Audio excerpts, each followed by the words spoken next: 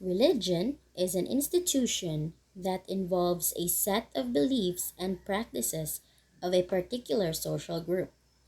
The beliefs of religious groups affect the behavior of their members. It is important, therefore, to know how the beliefs of a religion affect the actions of its members. Religion may be organized into a group that has universal membership called a church, or it could also be organized into an exclusive group called sect.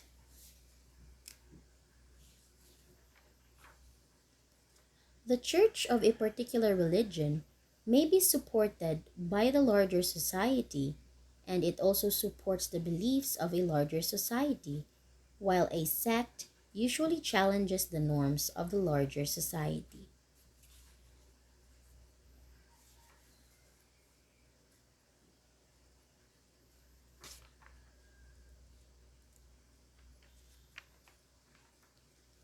Religious, or religions rather, can be further classified into monotheistic and polytheistic religions. Monotheism refers to religions that believe in only one God, while polytheistic religions believe in many gods. Christianity, Judaism, and Islam are examples of monotheistic religions, while Hinduism is a polytheistic religion. Animism, meanwhile, is not considered a religion, but rather a belief system that holds that both animate and inanimate things have a spiritual essence. It is different from monotheistic and polytheistic religions that limit spirituality to human beings and transcendental beings. As a result, animists venerate objects such as rocks, lakes, plants, and other natural elements. Shintoism and Jainism are examples of belief systems that contain elements of animism. According to Marx, religion reinforces social control and is the opiate of the masses. Its role is to justify the sufferings experienced by the proletariats or members of the lower social classes, particularly the wage earners. It is part of society's superstructure and a product of society's economic realities. Marx further argued that religion is used by the capitalist to further oppress the proletariat and the tool to dominate the less powerful.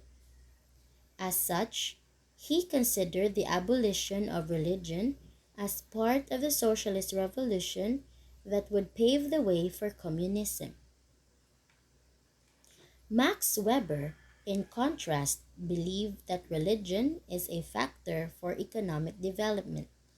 In the case of predominantly Protestant Christian societies, for instance, Weber argued that their emphasis on the values of frugality and hard work may translate into a more developed economy. Frugality and hard work could contribute to the accumulation of capital, which is important toward industrialization.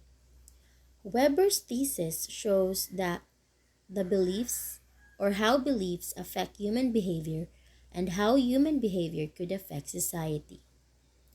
Auguste Comte proposed that the dominance of religion is part of the theological phase of the development of society. The phase is characterized by mysticism. It then transitions to the metaphysical phase when man already possessed abstract ideas. He believed that society will ultimately arrive at a scientific phase whereby science and rationality will dominate. Therefore, a scientific phase will mean the end of mysticism and the start of the secularization process.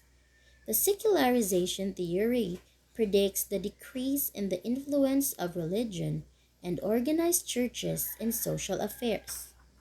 In many societies, there are constitutional provisions on the separation of the church and state. These provisions ensure the secular nature of the state, especially in multicultural societies.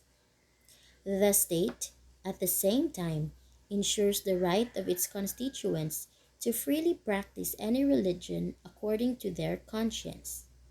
This is true in the case of the Philippines. However, there are societies where religion has considerable influence, including Brunei and Iran. States with governments that are under the power of religious leaders are called theocracies. Other indicators of the secularization of society are the decreasing church attendance and the replacement of the theological basis of public policies with more secular policies like human rights. These could be observed in Europe and the rest of the West.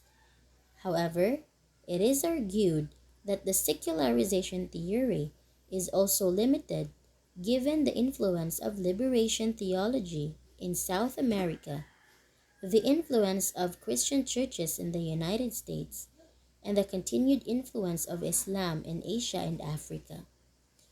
Liberation theology, for example, has been the basis for the Catholic Church to oppose dictators during the turbulent post-war period in South America. It also became the mission of the Catholic Church to be involved in addressing issues, most particularly poverty, in the social sphere.